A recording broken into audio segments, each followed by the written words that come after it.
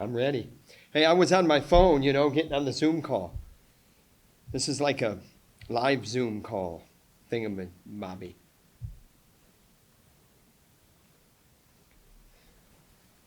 I can't hear All him. right, Oh, there we KJ, go ahead, open us up.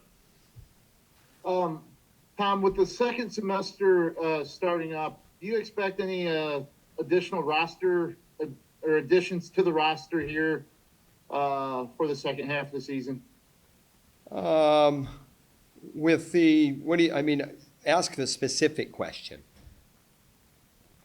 Do you have any wrestlers joining the roster for the second semester? We do not at this moment. With Ben Keer, with football being over, is there any kind of timeline for him and kind of getting into the groove and maybe seeing time in the lineup? If it was up to him, he would have went yesterday. Very eager, and we love it. Hild's doing a great job. The more the merrier. We love it.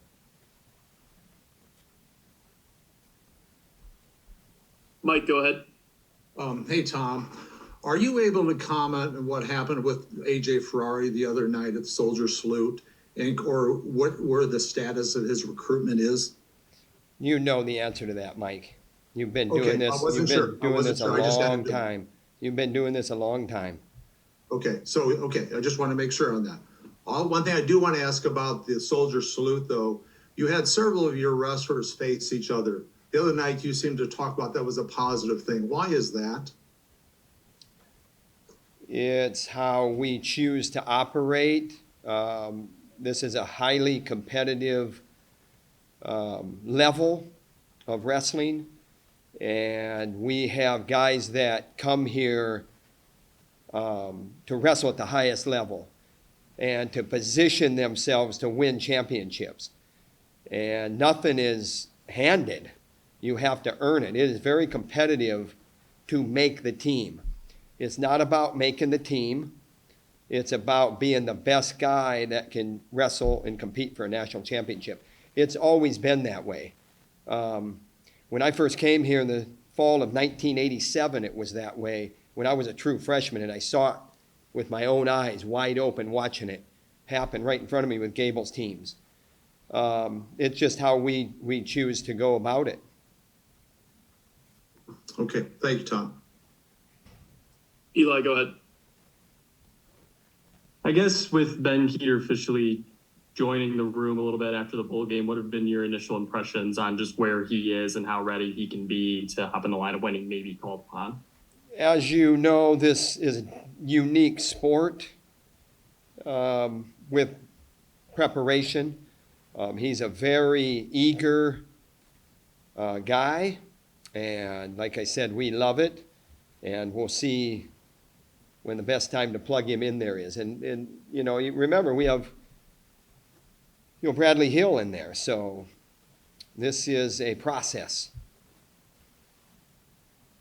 I guess what are the things he needs to show to you, in your opinion, coming from football to wrestling, to kind of be like, okay, he can be that?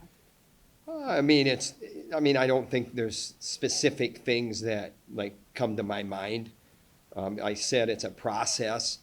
It's kind of like, when I say it's a process, it's kind of like the eyeball test. What does he look like? Those types of things. I don't think there's anything specific that you're checking off as we get closer and closer to competition. And obviously, PK, Caliendo, they square off the Salute at 165. What have you learned from that match, and seeing PK at 174 in the projected lineup? Is that maybe a potential permanent spot for him going forward this season, kind of wrestling up at weight? I think that Caliendo solidified himself at 165. We still have a great asset for our team, a great attitude, a great worker, a great teammate in Patrick Kennedy. And we also have Gabe Arnold at 174.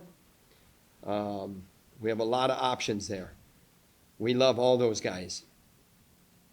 And you mentioned Gabe as well. Catching up with him in the Soldier Salute, he said he's willing to be plugged in anywhere. I mean, seeing him wrestle at the Cyhawk at 184, is that an area you could look at in the future potentially? He's an enthusiastic competitor, and we love it.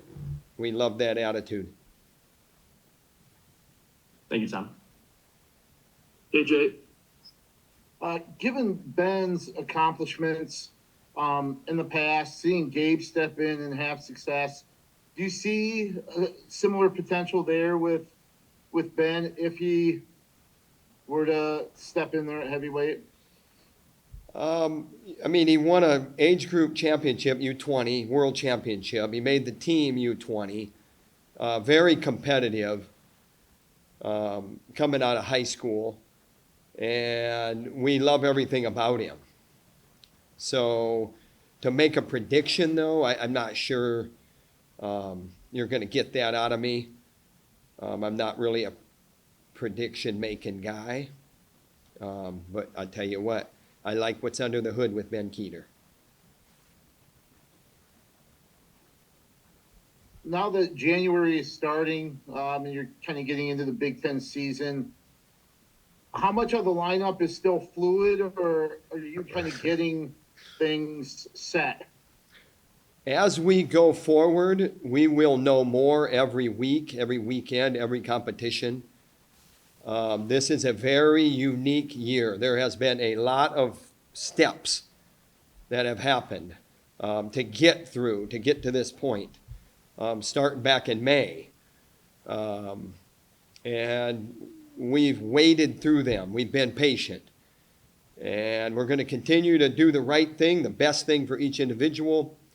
What's best for the individual, what's best for the program, and keep going forward. That's how you do it. There's no deviating from just a basic, solid approach. No, Nebraska is Friday, but on Monday you have Minnesota. It seems like kind of a rare Monday duel. How did that kind of come about to be a Monday night duel? Originally, it was on Sunday. It got moved quickly to Monday. I think it's something that they want to make room for. I don't think there's a lot happening on Monday for the Big Ten Network. It's a great way to see how this works. And I know Penn State is the early slot with Rutgers, maybe. Not sure exactly. But there's back-to-back duels there on that Monday night. It's Martin Luther King Day. A lot of people are off work. I mean, it makes sense to me. Let's see how it works. Let's see what the numbers come back on the television. I think those are both live duels. Those aren't BTN Plus. They're linear, they call it. And then my last question, does that affect the routine? I know you have a lot of Friday, No, it was not like it was last week where they changed it. I mean, we've known about this for a long time, and originally we're Friday, Sunday, we go. If it's Friday, Saturday, we go. If it's 2 on Friday, we go. If it's Friday, Monday, we're ready. Thanks, Tom. all right, Eli, and then Ross, you'll wrap us up, okay? With Nebraska coming up on Friday, there's a lot of really good opponents up and down their lineup. What are you looking to learn from guys like Ayala or Franek, who have some really high-profile matchups? Learning is a funny word because we're looking for performance. We're looking for these guys to step out and compete like they want to compete. Wrestle your best match. Stay in your best positions. Do what you do best. Control what you can control. And that's part of the preparation. You mentioned a couple names there, but really you could mention 10 weight classes. And that's what we want to see, a ready state of mind. Go out there and wrestle your match. Do what you're capable of doing, and things will take care of themselves. If each guy gets ready, it's wrestling's a funny deal. And wrestlers know that, and people that are in wrestling know that, and fans of wrestling know that. But sometimes it has to be repeated that wrestling is a funny team sport. Take care of what you can take care of. Do your part. and let the other guys do their part. And if everybody does their job, you know what? We're going to be in a good place at the end of the day. I'll tell you another thing, too.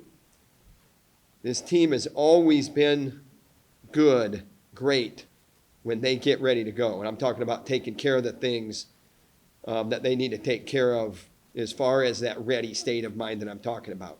And when our guys focus on that type of stuff, pretty good team we got. Thanks, Tom. Try not to get snowed in out there in Iowa City. All right, Ross, wrap us up. Thanks. Tom, at the soldier salute, you kind of said Caleb Rachi, made a statement that he wanted to be the starting guy at 149. So now that he's made that statement, that he wants to be the guy, what are you telling him to, make that step forward? And now, if you are the guy in the lineup, taking control of that opportunity, I guess.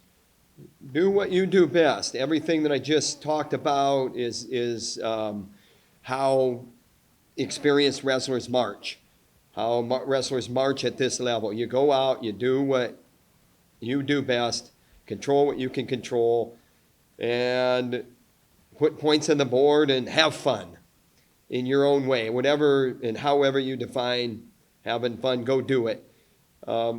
There's no need to be uptight about this opportunity. There's no need to worry about, what does the coaching staff think, or what do the fans think, or it doesn't matter. Go out and do what you do best. Don't look over your shoulder. I mean, it's all good. Just go out there, relax, and do what you do best. And the thing is these guys have been doing that for a long, long time. They know how to do it. Just go do it. Thanks, Tom. All right, thanks, Coach. Thank you very much.